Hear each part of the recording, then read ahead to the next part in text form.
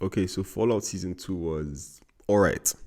But Grumpy Ephraim, I have to be honest here, I was a bit let down considering all we had going from Season 1. And sometimes an alright season might just not be enough. I feel in this season there were more things going on and even more things being introduced. So towards the end of the season, we were getting new things still popping up instead of trying to conclude season 2 for what it was, making the finale kind of feel rushed in my opinion. And also, I get the show is being renewed for a season 3, so it has that leeway of being a joint season back to back. And that's what I thought until I found out they've not even started filming season 3. So that honestly just leaves a bad taste for me because what, another 18 months till we see that season 3? But see, there were definitely parts of the story that I did like, and I will touch on them. But I just felt like the season fell into that trap of trying to set up and show us much of the world and the possibilities for future seasons than trying to give us even the answers for season 1 that we wanted. But yeah, some of the things I did enjoy were obviously the character arcs. I'm going to start with Hank, who I think was a well-made character, and for now I think we see his conclusion. But for me, he was just there for you to hate simply because of how evil of a character that he is with everything that he does. And he does it with what seems to think of like, with what he thinks is some sort of reason. I can't pronounce his name, but Cal McLaughlin plays him so well in my opinion. As I mentioned, he is just pure evil. Like this season with the mind control chips, you see his points, but like, come on, that's like the worst possible way to go across any of this. And I also see the theme in Fallout. There's Voltec characters in general. From what I was exposed to from TikTok, these are really, really evil, bad people. But the character was still really interested in him. And we see him flashback sequences, him as well as some other Voltec employees. They give the impression that they're these like yes men that just try to climb up this ladder to do their awful experiments. But for his arc, my one critique was that it just didn't end to my satisfaction. It just felt a bit melodramatic. But at the end of the day, unless they try to like bring him back in the future seasons, which I doubt they will, he's just going to be like a small fish in a big pond. But considering how integral he was for Lucy's story, it just felt a bit disappointing that they ended it that way. Then we go into the main trio of cast. And I would admit Maximus is my favorite character from season 1 to even though to the season. He got the real short end of the stick here. And it's not like he was the main guy out of the 3 last season anyways, but definitely his character was diminished for more world building here in the case with the Brotherhood, because you don't really get to see him do anything with himself till past the halfway point in this season, which is upsetting for me because he was one of my favorite characters. But towards the end, he did get enough to do, but just not enough for me, so I can't really say much. But you can also see that his character did get a bit of growth. Don't get me wrong, season 1 showed he was still a very capable individual, but we got some more blind showing of his growth here as a wannabe leader in some sense, which I wish we did see more of. But see, it's life. Lucy, on the other hand, she had a story with her dad and how that all ended. And she got paired up with the ghoul a lot, like in season 1. And people say her relationship with the ghoul gets a bit redundant because it's like similar to how it was in season 1. And honestly, I do not really agree with that because it felt a bit different.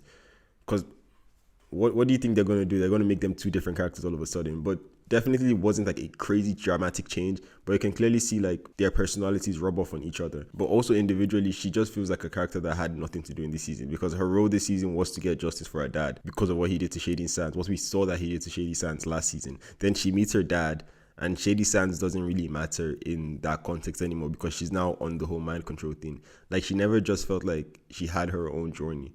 Like you can say this about any other character, I know, but I feel like once her dad was neutralized, that character journey just ended compared to like the rest of the other characters that still have something. Like Maximus still has the Brotherhood of Steel that he has to deal with, that we feel like something there, and maybe something with the NCR. We have the ghoul still chasing his family. But yeah, anyway, on the ghoul story, no surprise, season 1, he has the most care, the most attention, and it's no difference here because we see that he's very tied on to the whole story with the bombs going off and everything. And I'm going to be honest, I don't really care too much about the Cooper story.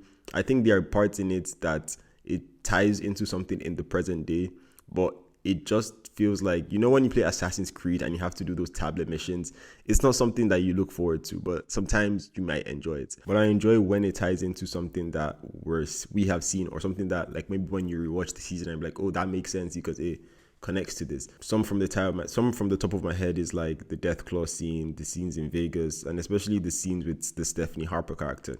Those were the stuff that I liked. I'll get to that in a second. But I understand that they add another layer to the story, blah, blah, blah. But I just don't care too much about it. But I feel it was worse here than in season 1, because I rewatched season 1 before watching this season, and I still dreaded this segment in season 1, but most of them were still fun to watch. And the whole season with Howard making bad choices this season too, I just don't know. But the Ghoul, I liked more from him. I think he's definitely a fan favorite, and for good reason. I thought the scene with him in the pool was a pretty nice moment for him.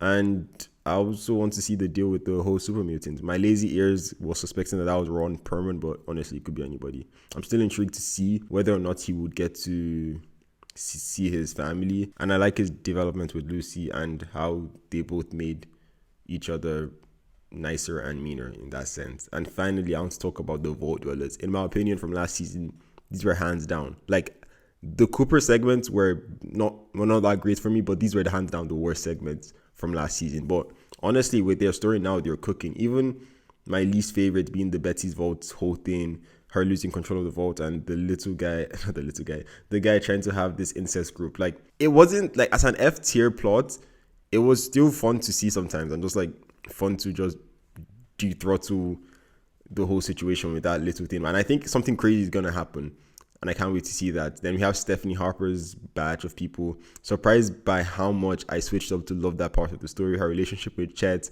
and how everything's going, her backstory and her history, and how it all falls nicely together. And I can't wait to see what happens in season 3, whether she kills everybody in the vault or just anything, you know. I can't wait to see that. And then we have the GOAT Norm. They sort of put his story in a good place for now, because I think I did enjoy part of his story in season 1 when he left the Vault 33 and he was looking for, you know, what was going on. But I'm still intrigued to see what's happening with the Forced Evolutionary whatever, and if he gets to meet his sister Lucy, because I think that's probably going to be the next story between them, because what else can they do for Lucy? Plus, he now has that other Vaultie that he saved, so I can't wait to see what he adds on to the story or whatever. But yeah, I think that is mostly what I wanted to talk about for this show for now. I know there's so much stuff I did not mention, but I just feel like this show has done so much world building and so much introduction to stuff. As I mentioned, like, there's the Enclave that's brought up. I've heard about it on Twitter, TikTok, everything, that this is like a big thing. I've never played the Fallout games. I really want to play it. I remember Fallout 3. I wanted to play when I was younger, but I just couldn't get into it. But when I get an Xbox or whatnot, I would love to play the Fallout games because of this TV show. As well as the Brotherhood, I really like the addition of it, but I feel like they had less to do in this season. Maybe because Maximus was detached from it at the end. But see, the Legion 2 and the NCR, I didn't talk about them. So there's so much content that's been introduced from the games that isn't making the story dry up yet. And it was kind of a satisfying yet lackluster season in my opinion, but I just have a suspicion that season 3 might be a banger because of how much groundwork unless they introduce a bunch of new things in season 3 too. But yeah, can't wait to see that in 2032. But yeah, till then, let me know what you thought of the season, and I'll see you in the next video. Bye.